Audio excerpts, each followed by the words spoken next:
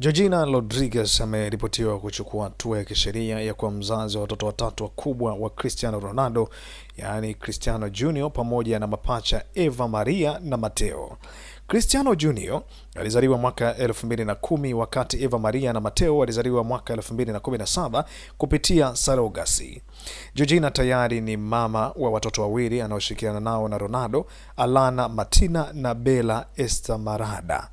Hatua hiyo inamaanisha kwamba nafasi ya Georgina katika familia hiyo sasa imeendana zaidi na maisha yao ya kila siku, ambapo amekuwa akionekana kwa muda mrefu akiwalea na kushirikiana nao matukio mbalimbali ya kifamilia.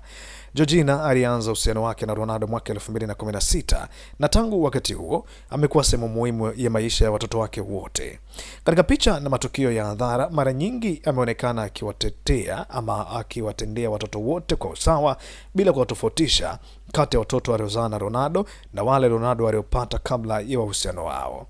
Mashabiki wamepokea taarifa hiyo kwa hisia chanya, wakisema hatua hiyo inaendana na namna ambavyo familia hiyo imekuwa ikiishi kwa miaka kadhaa, ambapo mchakato huo umefanyika kwa faraha, sawa na namna wanandoa hao walivyoweka mipaka kuhusu baadhi ya mambo ya maisha yao binafsi. Kwa sasa familia hiyo ina watoto watano wanaoishi chini ya malezi ya Ronaldo na Georgina: Cristiano Junior, Eva Maria, Matteo, Alana Martina na Bella Esmeralda. Kwa mashabiki wengi, hatua hii inaonekana kama kuweka kwenye sheria hali ya familia ambayo tayari imekuwepo katika maisha yao ya kila siku kwa miaka mingi.